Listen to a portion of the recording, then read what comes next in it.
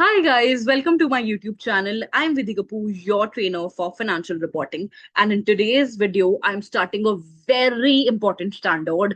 So please make sure you watch all the parts, all the videos, and practice it alongside how I am solving the questions in the class. The standard would be IFRS 16 leases, and I will ensure that I will cover each and every topic in here in detail with sufficient question practice, so make sure you follow along. And if you are liking or finding my videos useful, please make sure to like, share, and subscribe to my channel. It would really mean a lot. So without any further ado, let's get started with the session. तो अब next accounting standard which is IFRS 16, इसमें हम लोग क्या बात करेंगे. Sometimes what the company does is कि companies asset को परचेज करती है. ठीक है, जब भी एसेट हम लोग जो है परचेज करते थे उस पॉइंट इन टाइम पे it was much more easier for us to record it, right. यानी कि अगर मान लो मैंने बोला कि लेट्स से मैंने मशीनरी परचेज करी है, तो आप लोग मशीन को अपने बुक्स के अंदर रिकॉर्ड कर लेते थे अपने एसेट की तरह, और विद टाइम उसकी वैल्यू गिरती है. दैट मीन्स विद टाइम हम लोग डेप्रिसिएशन चार्ज करते थे. अब कंपनी के पास चॉइस गिवन थी that whether they want to go head with cost model और रिवैल्यूएशन मॉडल. यही पढ़ा था हम लोगों ने. लेकिन समटाइम्स द कंपनी प्रेफर्स कि यार मुझे परचेज नहीं करना है, I just want to use the asset for a particular period of time. तो उस केस में हम लोग क्या कर सकते हैं, हम लोग एसेट को लीज पे भी ले सकते हैं. तो अगर एसेट परचेज है यानी कि आप ओन करते हो तो आपका कहाँ पे जाएगा, IAS 16 के अंदर. लेकिन अगर आप ओन नहीं करते हो but you have the right to use that asset, then in that case it will come under IFRS 16 leases. ठीक है. अब दूसरी चीज जो हमारी यहाँ पर आती है, व्हेन आई टॉक अबाउट लीजेस, अब लीज का मतलब जो है आप शॉर्ट टर्म के लिए भी ले सकते हो, आप लॉन्ग टर्म के लिए भी ले सकते हो. शॉर्ट टर्म मतलब 12 मंथ से कम, लॉन्ग टर्म मतलब कि आप जो है मोर देन 12 मंथ्स ले रहे हो, या फिर लेट्स से 10 साल लाइफ है तो 7 साल तो आपने यूज कर लिया एसेट को.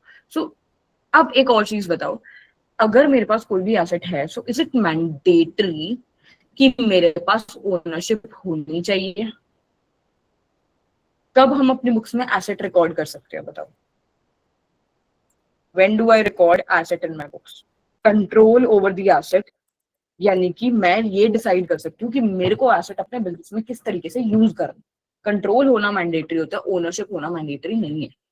ठीक है, ओनरशिप है. IAS 16 के अंदर आप जो है एसेट परचेज कर रहे हो उस तरीके से आप रिकॉर्ड करना चालू करो. ओनरशिप नहीं है.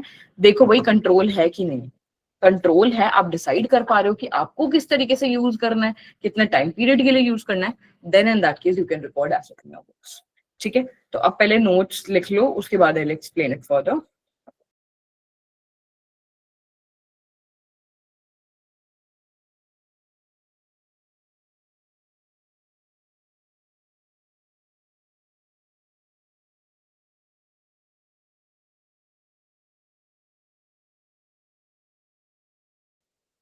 What?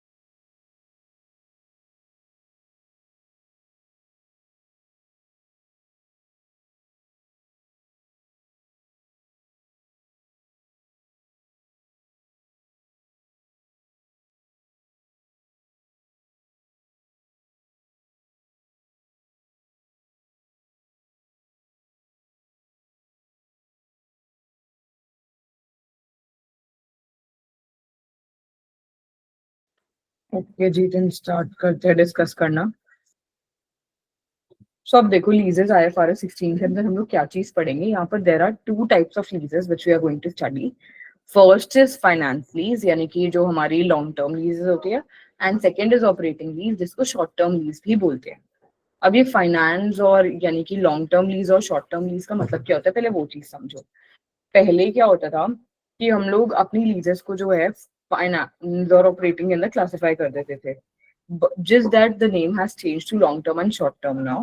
Secondly, अब जब भी लेट्स से मैंने अपने कोई भी लेट्स से मेरे को मशीन खरीदनी थी, मेरे पास दो ऑप्शन थे, या तो मैं खरीद लूं या तो मैं उसको लीज पे ले लूं।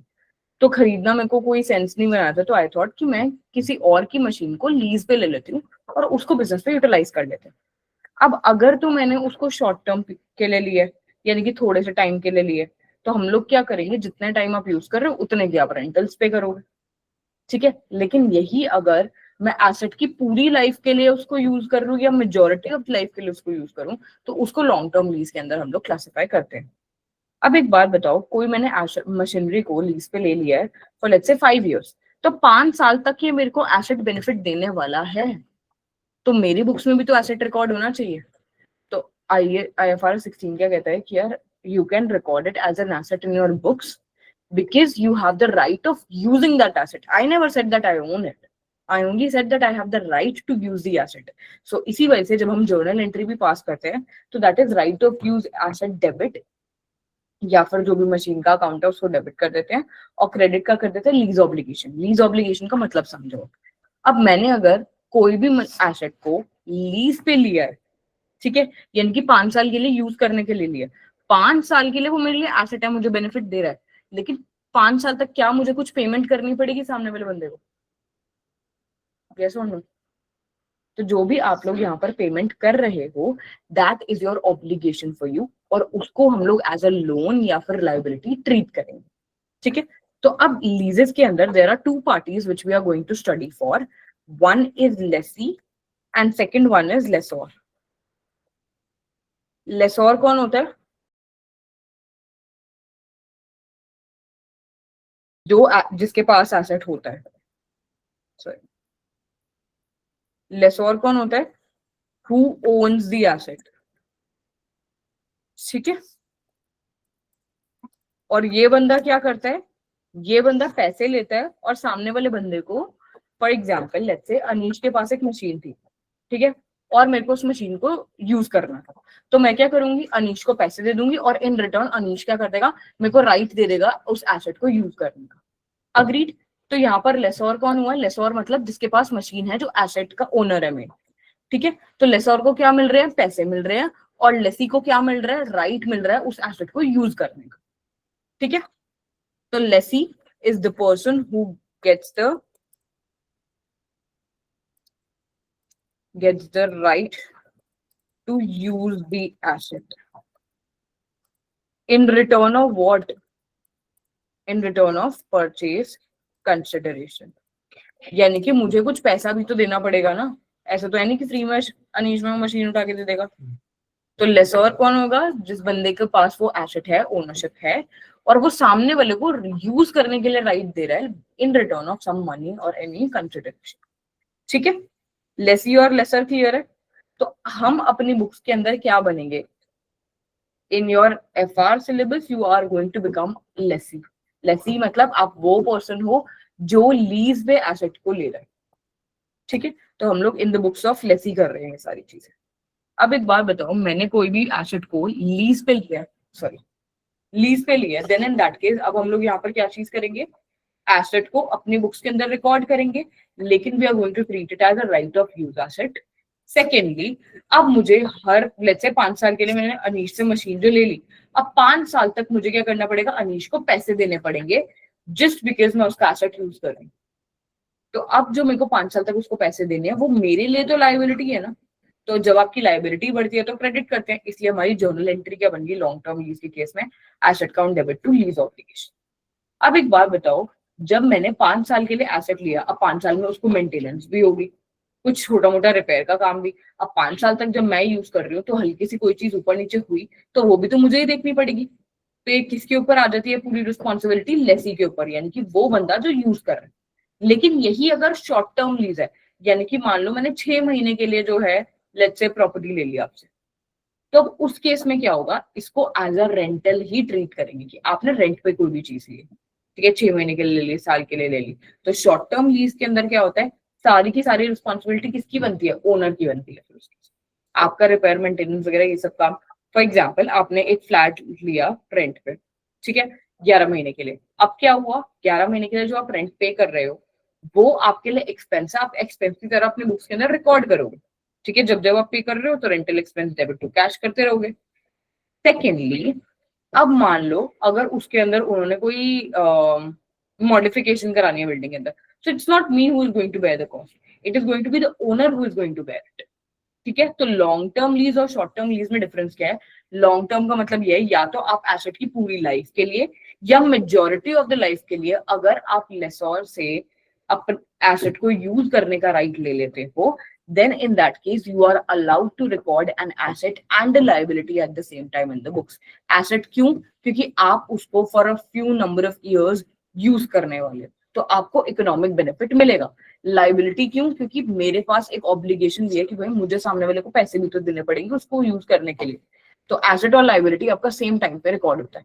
लेकिन जब हम शॉर्ट टर्म लीज की बात करते हैं, यानी कि अगर मैंने कोई भी एसेट को रेंट पे लिया है, then in that case it will only be treated as an expense for you in the books, यानी कि हम उसको कभी भी पूरा यूटिलाइज नहीं कर देंगे। दैट मीन्स रेंटल एक्सपेंसेस जो भी आपके होंगे वो आपके पीएनएल के अंदर चले जाएंगे, आप कहीं पे भी कोई एसेट या लाइबिलिटी रिकॉर्ड नहीं करने वाले। इतनी बात समझ आई?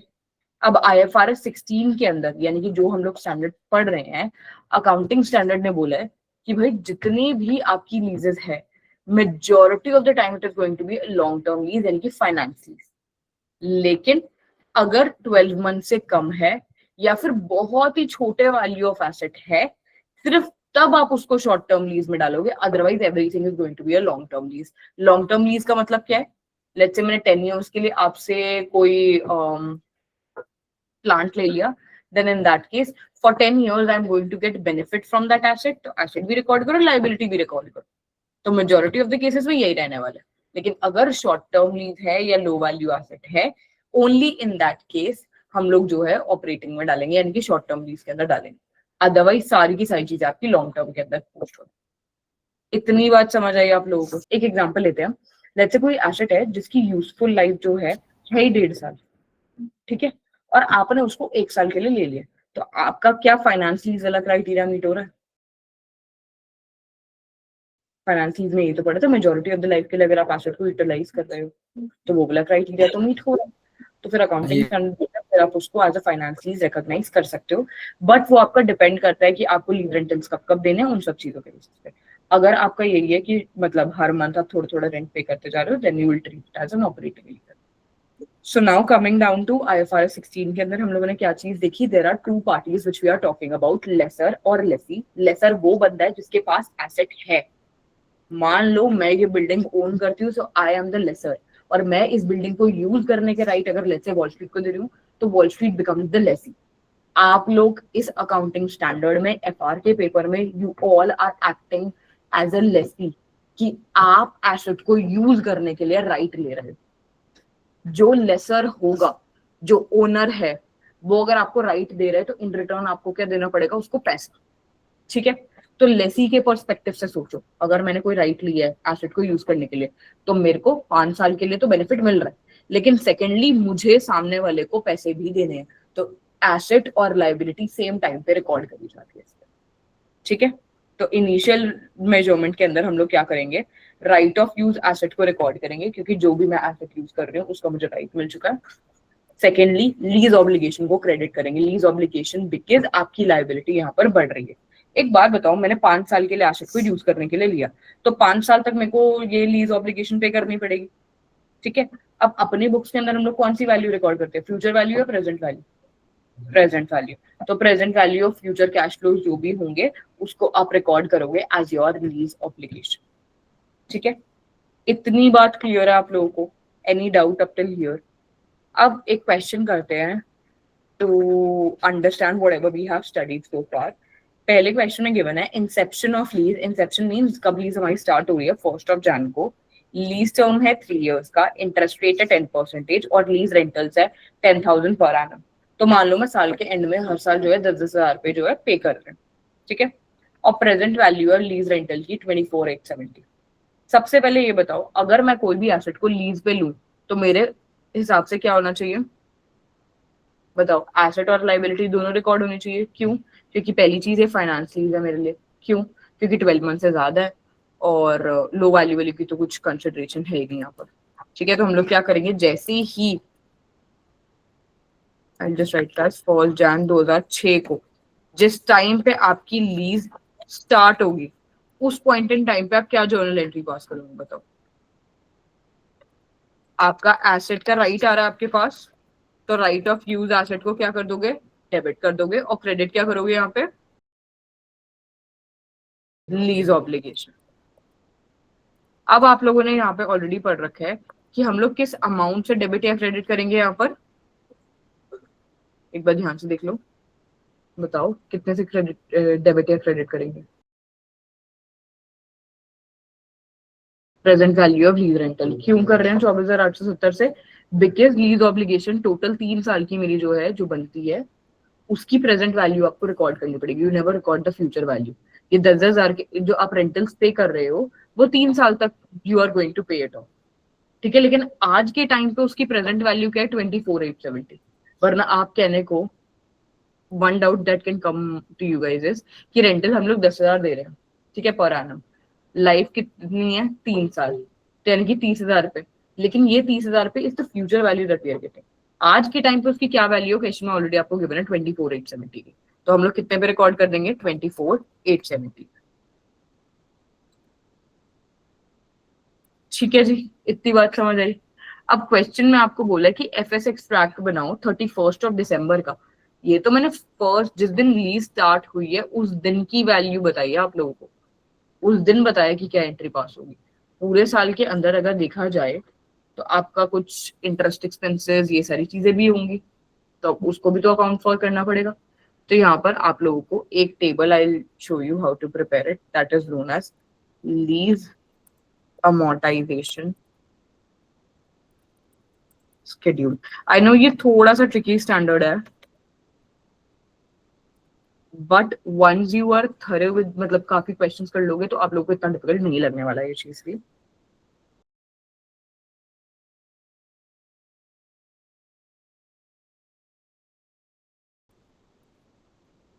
अब आप एक बात बताओ, 1 Jan 2006 को हमारे पास कितनी है ऑब्लिगेशन टोटल, 24,870 की है। Do you all agree? अब 31 December को मैं कितने की पेमेंट कर रही हूँ बताओ, what is the rentals that I am paying, 10,000। और हमारा फाइनेंस चार्ज बनना कितना चाहिए, कितना इंटरेस्ट रेट था, 10% था ना। ठीक है, तो फाइनेंस चार्ज कितना बनना चाहिए हमारा यहाँ पर। क्यों? आपका एक बात बताओ, मैंने 1 लाख रुपए का लोन लिया साल के स्टार्टिंग में, ठीक है, साल के एंड में मैंने 10,000 रुपए वापस करे, तो मेरा इंटरेस्ट कितने पे बनना चाहिए, उस 10,000 पे जो मैंने पे करा है, जो ऑब्लिगेशन है उतने पे। पूरे साल आपके पास कितनी ऑब्लिगेशन थी, 1 लाख की। मैंने 1 लाख का लोन लिया साल की स्टार्टिंग में, साल के एंड में चाहे मैं कुछ पैसे दे भी दूं, पूरे साल तो मेरे पास 1 लाख की ऑब्लिगेशन थी ना जिसपे इंटरेस्ट लगना चाहिए। सेम चीज 24,870 की ऑब्लिगेशन थी मेरे पास पूरे साल। साल के एंड में भले ही मैंने 10,000 दे दी, लेकिन ऑब्लिगेशन थी कितने की, 24,870 की। तो 24,870 मल्टीप्लाई बाय 10% करोगे तो आपके पास क्या आ जाएगा, 2487, which is the finance charge. इतनी बात समझ आई? अब डिक्रीज इन ऑब्लिगेशन बताओगे कितनी आ रही है। देखो 10,000 के रेंटल्स है, जिसमें से वो निकालते हैं अभी, 10,000 के रेंटल्स है जिसमें से 2487 का फाइनेंस चार्ज पे कर दिया, तो मैंने यानी कि ऑब्लिगेशन में से कितना पे करा है, 7,513 ना, राइट। तो अगर बैलेंसिंग ऑब्लिगेशन देखा जाए तो कितनी आएगी, 24,870 माइनस 7,513। अभी प्लीज नोट डाउन मत करो, इसको पहले अच्छे से समझ लो व्हाट आई एम डूइंग। ठीक है, इसको मैं एक बार ही दोबारा से पूरा रिपीट कर रही हूँ। Yes guys, please have a look at it. 1 Jan को जिस दिन आपकी लीज स्टार्ट हो रही है उस दिन आपके ऊपर कितने की ऑब्लिगेशन थी, 24,870 की। साल के एंड में मैंने 10,000 के रेंटल्स पे करे, ठीक है। अब फाइनेंस चार्ज हम लोग कैसे कैलकुलेट करेंगे, जितना साल, जितना क्या बोलते हैं ऑब्लिगेशन आपकी पूरे साल थी, पूरे साल मेरे ऊपर 24,870 का लोन था, तो 24,870 पे आपका 10% का जो होगा इंटरेस्ट रेट लग जाएगा। ठीक है, तो इंटरेस्ट एक्सपेंस कितने आ गए 2487। मैंने रेंटल कितना पे करा 10,000, जिसमें से 2487 किसका दिया इंटरेस्ट का। तो मेरे पास ऑब्लिगेशन मैंने कितना पे करा होगा, that is the difference between the two. तो डिफरेंस बिटवीन द टू कितना आ जाएगा हमारे पास 7513। तो आपने जो 24,870 की ऑब्लिगेशन थी उसमें से 7513 पे कर दिया, तो ईयर एंड पे बैलेंस ऑब्लिगेशन कितनी बची 17,357 की। इतनी चीज से अग्री कर रहे हो आप लोग। अब अगेन 31 दिसंबर 07 को हम लोगों ने क्या करा, फिर से 10,000 के रेंटल्स पे करें। फाइनेंस चार्ज कितना आएगा अब आप लोग कैलकुलेट करके बताओ। 17,357 की ऑब्लिगेशन है, मल्टीप्लाई बाय 10% करोगे तो 1735 ये आ गया। डिक्रीज इन ऑब्लिगेशन कैसे निकालते हैं, रेंटल मैंने पे करा 10,000 का, फाइनेंस चार्ज जिसमें से इतना का पे करा है, तो ऑब्लिगेशन का कितना दिया होगा। ठीक है, तो अब मेरे पास बैलेंसिंग ऑब्लिगेशन कितनी बची, साल की स्टार्टिंग में इतनी थी, आउट ऑफ विच मैंने इतना पे कर दिया है, तो बैलेंसिंग कितनी बची 9093। इतनी बात समझ आई आप लोगों को। अब next year 31 December 08। Guys please इसको ध्यान से देख लो, before you note it down I give you the time to write it. अब कितना आ रहा है फाइनेंस चार्ज, ऑब्लिगेशन कितने की है 9093 की, मल्टीप्लाई बाय 10%, तो हमारे पास कितना आ जाएगा डिक्रीज इन ऑब्लिगेशन 10,000 में से 90 इतना आपने पे करा है। अब आप देखोगे एंड में ऑलमोस्ट जो है 9093 माइनस 9091 करोगे ऑलमोस्ट आपका जीरो आ ही जाएगा। क्यों, क्योंकि आपकी लीज टर्म कितने साल की थी 3 साल की थी, तो आप देखोगे 3 साल के एंड में आपकी ऑब्लिगेशन ऑटोमेटिकली खत्म हो। ये बात समझ आई। श्योर, एक बार प्लीज इसको नोट डाउन कर लो।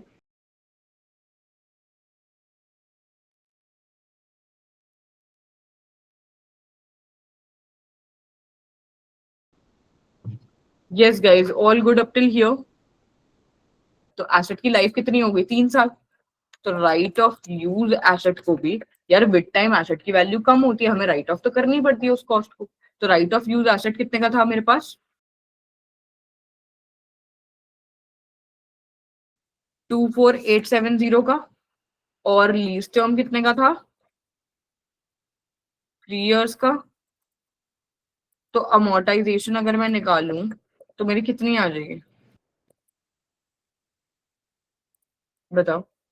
24,870 का एसेट है, divided by 3 which is going to be 8290 per annum which you are going to depreciate. इतनी बात समझ आई। मैंने क्या करा है, एसेट जितने का है एसेट विद टाइम उसकी वैल्यू कम होती है, तो हम लोग एसेट को क्या करेंगे डेप्रिशिएट करेंगे। 3 साल की लाइफ है, तो जितने है कि एसेट की वैल्यू है डिवाइडेड बाय 3, आपके पास अमोर्टाइजेशन यानी कि डेप्रिसिएशन आ जाएगी उस साल की। तो हर साल में 8290 से डेप्रिशिएट करने वाला।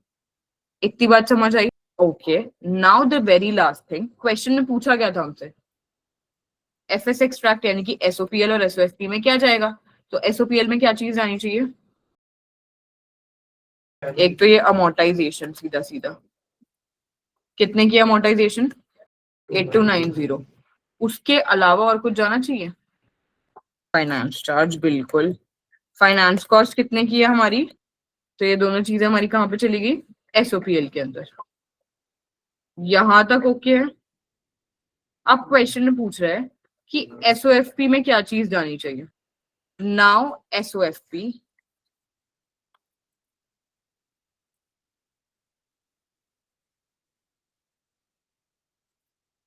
अब एसओएफपी में क्या क्या जाएगा, एक तो राइट ऑफ यूज एसेट चला जाएगा। राइट ऑफ यूज एसेट की वैल्यू है कितने की 24,870 का था, माइनस कर देंगे हम लोग 8290 का जो अमोर्टाइजेशन लग रहा है, राइट। तो 16,580 आ गई। उसके अलावा क्या है हमारे पास, तो लीज ऑब्लिगेशन मेरी कितने की बन गई, लीज ऑब्लिगेशन थी कितने की 24,870 की, जिसमें से मैंने 7513 पे कर दिया था, तो 17357 जो है आपके पास क्या आ गई, लीज ऑब्लिगेशन। ठीक है, आप डायरेक्टली ये वाला अमाउंट भी पिक कर सकते हैं। एक बार प्लीज नोट डाउन कर लो and let me know if you have any doubts up till here. दूसरी चीज, अब आप लोगों ने एक चीज नोटिस करी होगी, 31 दिसंबर को बैलेंस कितना है ऑब्लिगेशन का, 17353। नेक्स्ट ईयर में हम लोग कितना पे कर रहे हैं, 8264, और उससे नेक्स्ट ईयर के लिए बैलेंस कितना बच रहा है, 9093। तो अगर मैं इसको, इस 17357 को करंट और नॉन करंट लाइबिलिटी में क्लासिफाई करूं, तो करंट लाइबिलिटी में कितना चल जाएगा,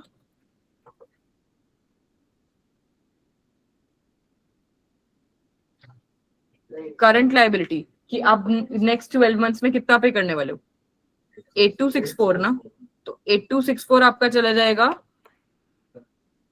करंट लाइबिलिटी में, और नॉन करंट लाइबिलिटी में क्या चल जाएगा आपका, 9093। तो ये जो 17,000 वाला अमाउंट था, उसको आपको करंट और नॉन करंट लाइबिलिटी में भी लीज ऑब्लिगेशन की बाइफर्केशन दिखानी पड़ेगी। इतनी बात समझ आई?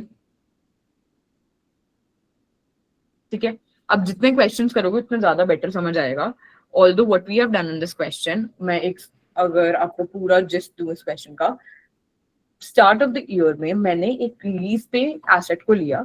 अब जब मैं एसेट को लीज पे ले रही हूँ eight the start of the year, तो मेरे पास ईयर की स्टार्टिंग में ही एसेट भी बुक्स में रिकॉर्ड होगा और एक ऑब्लिगेशन भी क्रिएट होगी, मेरे ऊपर एक लोन है कि भाई मुझे पैसा देना। ठीक है, पूरे साल आपने उस एसेट को यूटिलाइज करा, आपने, तो हम लोग क्या करेंगे, एसेट को यूटिलाइज कर रहे हो तो एसेट विद टाइम डेप्रिशिएट होता है। तो अब यहाँ पर क्या हुआ कि हर साल आप 10,000 के रेंटल्स दे रहे हो। अब ये जो नेक्स्ट 10,000 है या उससे नेक्स्ट 10,000 है, वट एवर इट इज, तो ये आपकी फ्यूचर पेमेंट्स गिवन है आपको। ठीक है, अब फ्यूचर वैल्यू तो हम रिकॉर्ड नहीं करते, हम तो प्रेजेंट वैल्यू रिकॉर्ड करते हैं। तो क्वेश्चन में आपको डिस्काउंटिंग करके प्रेजेंट वैल्यू ऑलरेडी दे दी, तो हमने प्रेजेंट वैल्यू पे अपने लाइबिलिटी रिकॉर्ड करी, दैट इज 24,870। ठीक है, उसके बेसिस पे एंट्री करी। लीज अमोर्टाइजेशन शेड्यूल बनाने का पर्पज सिर्फ यही था, ताकि हमें पता लग जाए हमारी बैलेंसिंग ऑब्लिगेशन कितनी है और ऑब्लिगेशन में एलोकेट कितना करना है। अगर आप वो टेबल ना बनाते तो यहाँ पर आपको समझ भी ना आता ये अमाउंट्स कैसे जा रहे। That was the purpose that I asked you to create that over there. अब एक और क्वेश्चन मैं ही करवाती हूँ, सो दैट थोड़ी सी ग्रिप बनेगी, then you will be able to solve it by yourself. Done, करे डिस्कस। अब देखो इस क्वेश्चन के अंदर, inception of lease again at the start of the year, lease term 3 साल की गिवन थी आपको, इंटरेस्ट रेट 10%, बस रेंटल्स इन प्रेजेंट वैल्यू में मैंने यहाँ पर चेंजेस लाए। जैसे ही आपकी लीज स्टार्ट होती है, what is the entry that we pass, right of use asset हम लोग क्या करेंगे, रिकॉर्ड करेंगे। क्यों रिकॉर्ड करेंगे right of use asset, because हमारे एसेट्स जो है बुक्स के अंदर वो बढ़ रहे हैं, तो एसेट्स कितने पे इंक्रीज होंगे, 12885, एंड क्रेडिट क्या कर देंगे यहाँ पर हम लोग, लीज ऑब्लिगेशन, और लीज ऑब्लिगेशन में कितना अमाउंट चला जाएगा हमारा, 12885। अब एक बात बताओ, आपके एसेट की यहाँ पर वैल्यू है कितने की, 12885 की, and what is the life, 3 years, right. तो यानी कि देखा जाए तो अमोर्टाइजेशन अगर मैं यहीं पे ही निकाल दूं तो कितने की आएगी, एसेट है 12885 का, डिवाइडेड बाय 3 years करा लाइफ से, तो हमारे पास क्या आ गई, पर एनम आ गई कि इतना आपको जो है डेप्रिसिएशन या अमोर्टाइजेशन इन शॉर्ट चार्ज करना पड़ेगा। अब बात आते हैं लीज ऑब्लिगेशन के ऊपर। तो लीज ऑब्लिगेशन के लिए मैंने आप लोगों को एक शेड्यूल बनाना सिखाया था, जिसको बोलते हैं लीज ऑब्लिगेशन शेड्यूल। ठीक है, या लीज अमोर्टाइजेशन शेड्यूल भी आप इसको बोल सकते हैं। तो पहली चीज हमारी क्या आ जाती है, date, then we have the rentals, then the finance charges, decrease in obligation, or balance obligation. अब अगर मैं यहाँ पर सेकेंड, अभी के लिए डेट क्या थी हमारी, कब स्टार्ट हो रहा है, 1 Jan 2006 को, रेंटल्स कितने हैं, सबसे पहले तो ऑब्लिगेशन बताओ कितनी आ रही है, 12,885 गिवन है। अब ये थी साल की स्टार्टिंग में obligation that I had, right. अब दूसरी चीज क्वेश्चन में क्या पूछा है, 31 दिसंबर को हम लोगों ने क्या करे होंगे, रेंटल्स पे करे होंगे, कितने के, 5,000 के। तो फाइनेंस चार्जेस कितने हैं, 10% है। जितने की आपकी ऑब्लिगेशन होगी मल्टीप्लाई बाय 10% करोगे तो आपके पास क्या आ जाएगा, फाइनेंस चार्ज, राइट। अब डिक्रीज इन ऑब्लिगेशन कितनी है मेरे पास, ऑब्लिगेशन थी इतने की, माइनस कर देंगे हम लोग, सॉरी, ऑब्लिगेशन के जो रेंटल्स हमने पे करे इतने के और फाइनेंस चार्जेस इतने के, तो 3711 हमारे पास इन शॉर्ट आ जाएगा डिक्रीज इन ऑब्लिगेशन। अब बैलेंसिंग निकालिए, साल की स्टार्टिंग में ऑब्लिगेशन कितनी है, 12,885 माइनस कर देंगे जितना डिक्रीज हो रहा है, तो 9174 हमारे पास आ गई टोटल लीज ऑब्लिगेशन, ठीक है। अब नेक्स्ट ईयर वापस से हम लोगों को ये करना पड़ेगा, 07 5,000 के रेंटल्स दे रहे हो, व्हाट वाज योर ऑब्लिगेशन 9174 की, तो इसका 10% आपको इंटरेस्ट में पे करना पड़ेगा। तो अब आपके पास यहाँ पर कितनी आ जाएगी decrease in obligation, 5,000 minus 917, right. अब हमारे पास बैलेंस ऑब्लिगेशन कितनी आ गई, 9174 माइनस 54082। अब लास्ट ईयर 31 दिसंबर 08, 5,000 का रेंटल्स है। अब हम लोगों ने कितनी पे करे होगा बैलेंस ऑब्लिगेशन, 5091 पे 10%, हमारी डिक्रीज इन ऑब्लिगेशन कितनी आ गई, 5,000 माइनस। तो अप्रोक्सीमेटली आप कह सकते हो कि आपका एंड में बैलेंस आप हमेशा जीरो दिखाओगे। आई नो अप्रोक्स आ रहा है यहाँ पर, but still you will show it as zero, okay, क्योंकि वो एंड में नेट ऑफ हो ही जाता है अमाउंट।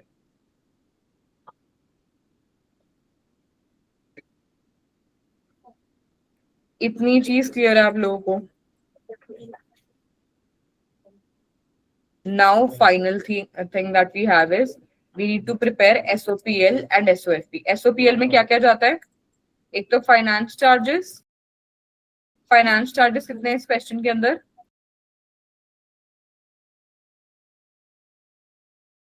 और दूसरी चीज क्या चला जाएगा आपका, अमोर्टाइजेशन,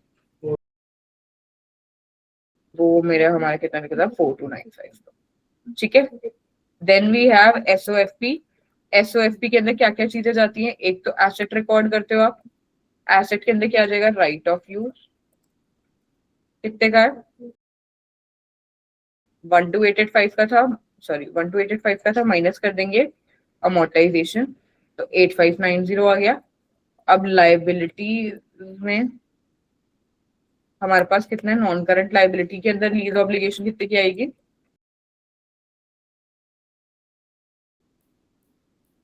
और करंट लाइबिलिटी में लीज ऑब्लिगेशन आ जाएगी, ठीक है जी। अगर मैं टेबल पे जाऊं तो 9174 का टोटल ड्यू है, जिसमें से 4083 मैं करंट ईयर में दूंगी और 5091 उसके बाद दूंगी, तो 4083 मेरी क्या बन गई, करंट लाइबिलिटी, और 5091 क्या बन गई मेरी, नॉन करंट लाइबिलिटी, ठीक है जी। इतनी बात क्लियर है आप लोगों को। अब आप लोगों को ये क्वेश्चन समझ आया है पक्का, कुछ भी इशू है, एक और क्वेश्चन दो।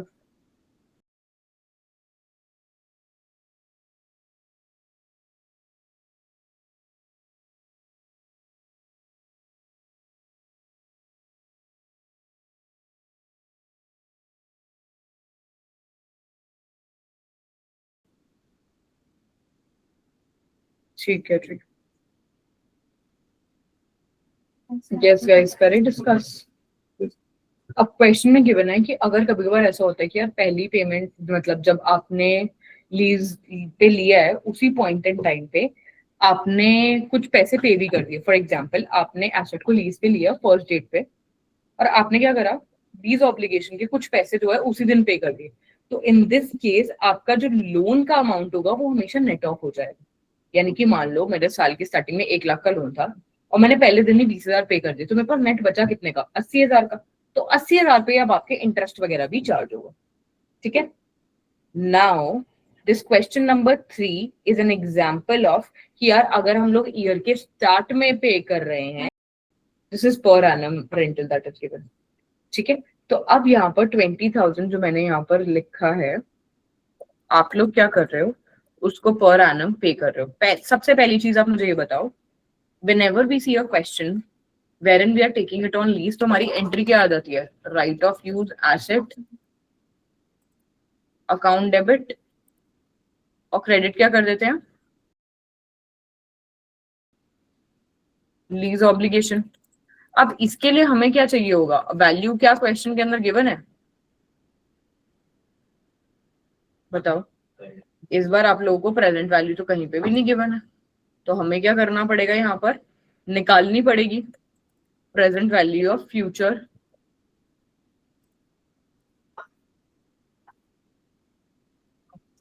रेंटल्स। अब आप लोग बता सकते हो कितनी वैल्यू आएगी। अगर आप देखोगे फ्यूचर में हमारे पास कितने टाइम तक की लीज है, 3 साल के लिए, यानी कि 3 साल तक मैं 20-20 हजार पे दूंगी। अब पहली पेमेंट आप कब कर रहे हो,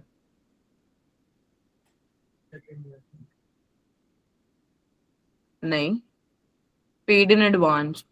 पेड इन एडवांस का मतलब क्या है कि जब आपने लीज पे लिया होगा तभी आपने पहली पेमेंट तो कर दी होगी, तो यानी वो तो हमारे पास क्या है, प्रेजेंट वैल्यू ऑलरेडी है ना फर्स्ट ईयर की। तो ये तो 20,000 तो प्रेजेंट वैल्यू पे ही है, तो 20,000 ही आएगा, ठीक है। फिर नेक्स्ट ईयर आपने फिर से 20,000 दिए, उससे नेक्स्ट ईयर फिर से 20,000 दिए, तो वो 2 साल जो है that is the future value, जिसको आपको क्या करना पड़ेगा, प्रेजेंट वैल्यू पे लाना पड़ेगा। तो 20,000। अब जब भी आपके कैश फ्लो सेम होते थे तो हम लोग क्या करते थे, एन्युटी फैक्टर से मल्टीप्लाई करते थे। तो एन्युटी फैक्टर क्वेश्चन में कितने का गिवन है, 1.736 का। तो हमारे पास क्या आ जाएगा, 54720 वैल्यू आ गई हमारे। मैंने कैसे निकाला है, 20,000 is for the first year, जिस दिन आपने एसेट को लीज पे लिया उसी दिन आपने रेंटल पे भी करे। जिस पॉइंट इन टाइम पे you are paying off the rental, उस पॉइंट इन टाइम पे हम लोग क्या करेंगे, उसको बुक्स में रिकॉर्ड करते हैं, ठीक है। अगर आपको ये एन्युटी फैक्टर वाला फंडा नहीं समझ आता तो एक और तरीका आप लोगों को बताती हूँ। 10% का डिस्काउंट फैक्टर बता सकते हो आप मुझे, क्या क्या आएगा, 0.909 और 0.826 आते शायद, है ना। तो अब हमारे पास 20,000 पे दिए, 20,000 पे दिए, राइट। तो मैंने क्या करा, डिस्काउंट फैक्टर से मल्टीप्लाई कर दूंगी प्रेजेंट वैल्यू निकालने के लिए, ठीक है। दोनों ही केसेस में करा, तो मेरे पास टोटल कितना आ गया अमाउंट, 34,700। हाँ, प्लस में क्या कर दूंगी यहाँ पर, जो 20,000 वाला है, तो अप्रोक्सीमेटली आप देखोगे तो आपके पास सेम ही आ रहा है यहाँ पर। ये जो 20 का बस डिफरेंस आ रहा है वो that is because of the decimal places, ठीक है। तो इतना सब करने की बजाय आप लोगों को उन्होंने एन्युटी फैक्टर दे दिया था, तो एन्युटी फैक्टर से आप डायरेक्टली मल्टीप्लाई कर दो। इतनी बात समझ आई, ठीक है। तो अब यहाँ पर मेरे पास कितने कितने का रिकॉर्ड हो जाएगा, 54720 का रिकॉर्ड हो जाना चाहिए, ठीक है। अब मेरे को ये बताओ, अमोर्टाइजेशन हमारी कितने की निकलेगी, एसेट कितने का है, 54720 का divided by what is the life of the asset, 3 years। तो 18,240 आ जाएगा पर annum, which is your obligate वो अमोर्टाइजेशन। इतना ओके। लीज अमोर्टाइजेशन शेड्यूल बना के दिखाओगे आप लोग मुझे फटाफट से।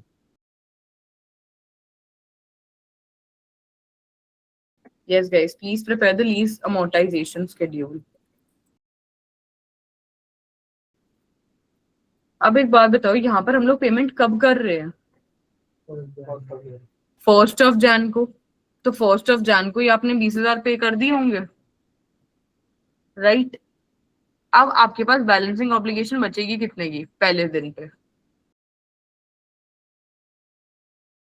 टोटल कितनी थी, 54,720 की, जिसमें से आपने क्या करे, 20,000 पे कर दिए। तो what is the balancing obligation on day 1, 34,720। अब आपने फिर से 20,000 पे करे होंगे कब, 1 Jan 2007 को। फाइनेंस चार्जेस कितने पे लगेंगे आपके, जितने की ऑब्लिगेशन है multiply by 10% which is your 3472. Decrease in obligation कैसे आएगी? Rentals minus finance charges, that is 16,528. तो बैलेंस ऑब्लिगेशन कितनी आ गई? 34,720 माइनस 16,528. अब आपने फिर से 20,000 पे कर दिए. आपके ये फाइनेंस चार्जेस कितने आ रहे? 18 वाले पे मल्टीप्लाई बाय 10%. तो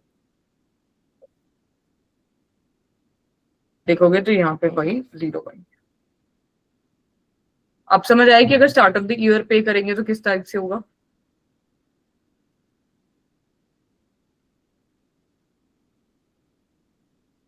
please have a look at it and tell me अगर आप लोगों को यहाँ पर कुछ भी कंफ्यूजन है तो.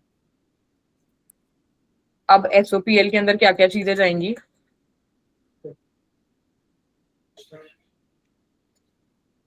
एक तो हमारा ये जो अमोर्टाइजेशन था और दूसरा फाइनेंस चार्जेस. कितनी वैल्यू आ रही है हमारी? 18240. और फाइनेंस चार्जेस कितना है? 347. ठीक है. और एसओएफपी में क्या चीज चली जाएगी हमारी? Right of use asset. Right of use asset की वैल्यू कितनी है मेरे पास? बताओ. एसेट कितने था? 5 माइनस क्या कर देंगे? फाइनेंस चार्जेस इसमें नहीं जाएंगे क्योंकि वो फर्स्ट मतलब 31 दिसंबर वाले में थोड़ी है. हम तो 1 जनवरी को पे कर रहे हैं, अगले दिन पे कर रहे हैं, तो वो करंट ईयर में रिकॉर्ड नहीं होगा. ठीक है. दूसरी चीज राइट ऑफ यूज एसेट और क्या है हमारे पास? Lease obligation.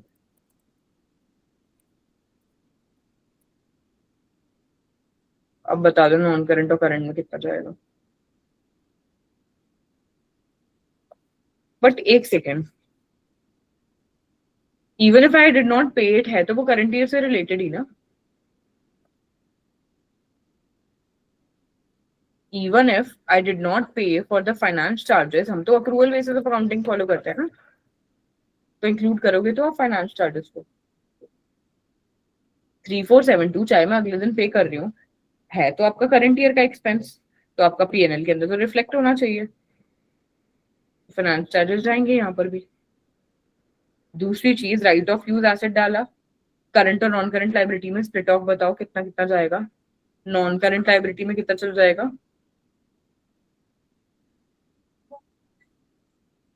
और करंट में कितना चला जाएगा?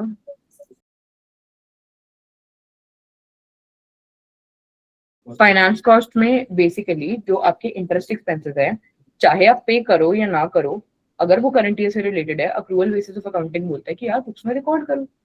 तो ये चाहे मैं अगले दिन दे रही हूँ, साल खत्म होने के जस्ट नेक्स्ट डे दे रही हूँ, लेकिन स्टिल है तो मेरे लिए एक्सपेंस करंट ईयर का ही ना, बुक्स में तो रिफ्लेक्ट होगा. अब दूसरी बात जो आपने बोली कि हमने तो पे ही नहीं करा, तो मेरे लिए तो ये तो इंटरेस्ट एक्सपेंसेस आपका करंट लाइबिलिटी में भी रिकॉर्ड होगा. Why? Because I did not पे फॉर इट. ठीक है. तो करंट लाइबिलिटी में कितना अमाउंट चला जाएगा हमारा? 3472. और इसको आप अक्रूड एक्सपेंसेस या आउटस्टैंडिंग इंटरेस्ट एक्सपेंस भी बोल सकते हो.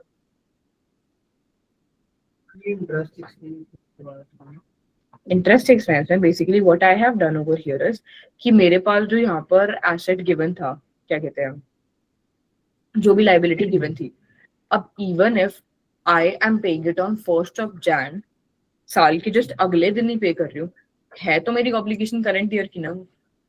आपने पूरा साल 34,720 को यूटिलाइज करा करा तो 2006 वाले साल के अंदर ही है ना. तो अक्रूवल बेसिस ऑफ अकाउंटिंग बोलते हैं चाहे आपने पैसा नहीं भी दिया, लेकिन है करंट ईयर में तो करंट ईयर में रिकॉर्ड कर दो.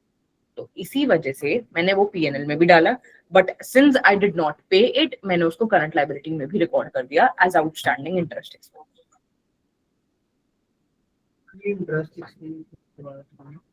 इंटरेस्ट एक्सपेंस में basically what I have done over here is कि मेरे पास जो यहाँ पर एसेट गिवन था, क्या कहते हैं, जो भी लाइबिलिटी गिवन थी, अब even if I am paying it on 1 जनवरी, साल के जस्ट अगले दिन ही पे कर रही हूँ, है तो मेरी ऑब्लिगेशन करंट ईयर की ना.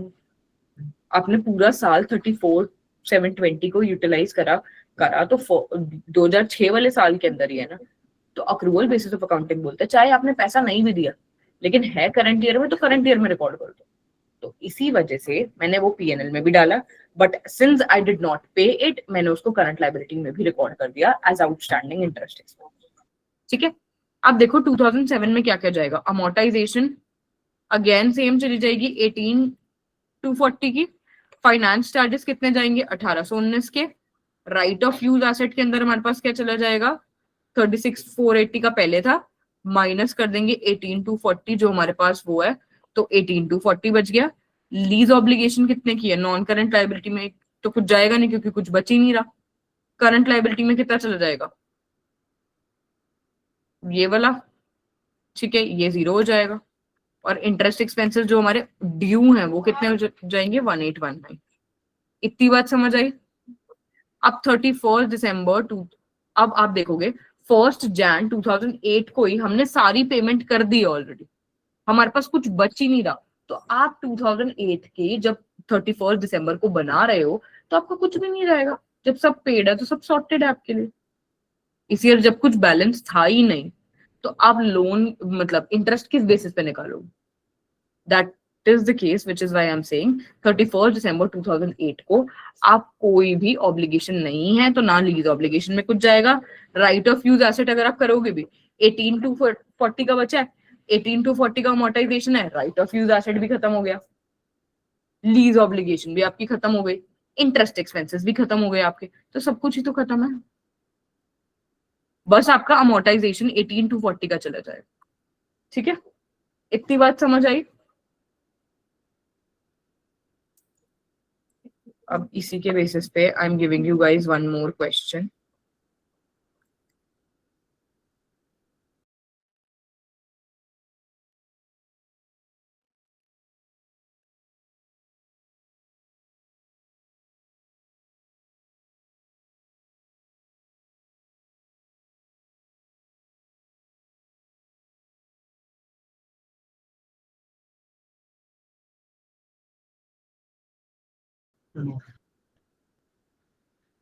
करे डिस्कस। अब क्वेश्चन में हमें गिवन है inception of lease is on 1 जन, लीज टर्म्स 3 साल की है, इंटरेस्ट रेट वगैरह सारी सब तरीके से गिवन है। पहली चीज जैसे ही आप लीज पे लेते हो तो what is the journal entry, right of use asset debit to lease obligation, right. अब यहाँ पर क्वेश्चन में अगर आप देखोगे आप लोगों को क्या प्रेजेंट वैल्यू गिवन है, नहीं, तो हमें क्या निकालनी पड़ेगी सबसे पहली चीज present value of lease rentals. Present value निकालने के लिए you have to see when are you making the payment for the lease rentals. हम लोग एडवांस में दे रहे हैं तो यानी कि पहले मैंने 6,000 दिए होंगे, ठीक है, देन जो रिमेनिंग 6 मतलब 2 years है उनमें मैंने 6,000 जो है पे करे होंगे।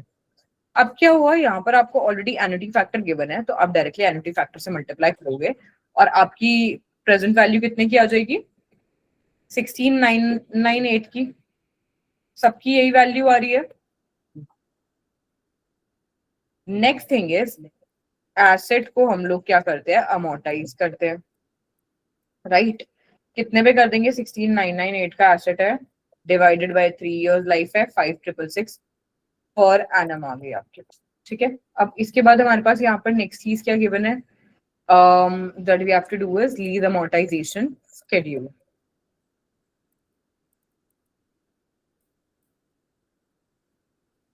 which is date, finance charge,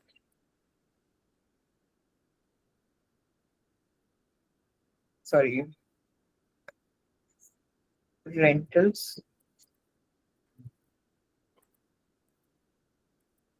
finance charge, decrease in obligation,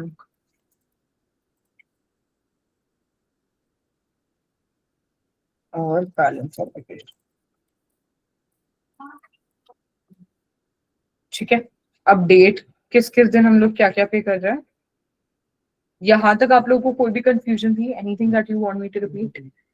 1 Jan को पहली वो जा रही है हमारी 2006 को, पेमेंट कितने की जा रही है 1 जन को 6,000 की, तो बैलेंसिंग ऑब्लिगेशन बची कितने की 10,998, देन 1st Jan 2007 को पे कर रहे हैं. कितना आएगा हमारे पास? Again 6,000 we are making a payment of. Obligation कितने की थी? 10,998 की, मल्टीप्लाई बाय क्या कर देंगे? 6% which is your finance charge. अब हमारे पास क्या आ जाएगी? Decrease in obligation which is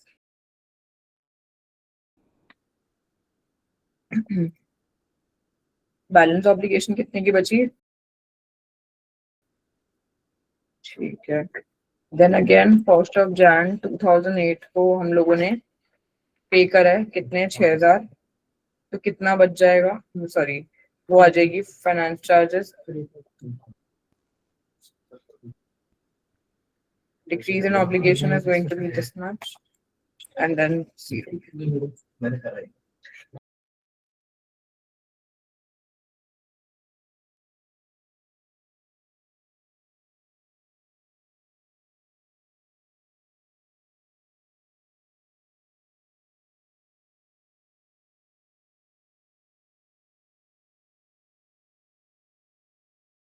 चलो, इतना समझ आ गया?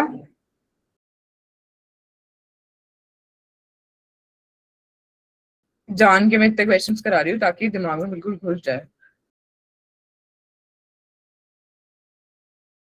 अमोर्टाइजेशन और दूसरी चीज क्या है? Finance charges. अमोर्टाइजेशन कितना निकाला था? 5,666. फाइनेंस चार्ज जो है 660 का निकाला है. एसओएसपी बनाएंगे. अब एसओएसपी में क्या क्या जाएगा? एक तो राइट ऑफ यूज एसेट,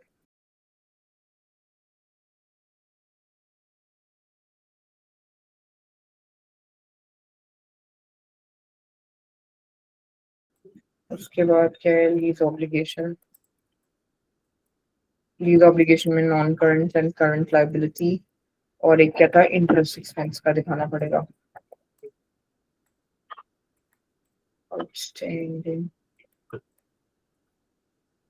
ये चला जाएगा 660 का. लीज ऑब्लिगेशन में कितना कितना जाएगा? और इसमें चला जाएगा 534. ओके, रिपोर्ट है. हो गया. Hi guys, I hope you do like the videos, and if you did, please make sure to like, share and subscribe to my channel, and also please ensure to comment any of your doubts on the videos or anything related to the subject that you may have, or in case you want me to come up with any topic in my further videos, you can always feel free to drop it in the comment, and I will make sure to address this as soon as possible. So thank you so much for watching the video, and I'll see you in the next one. Bye bye.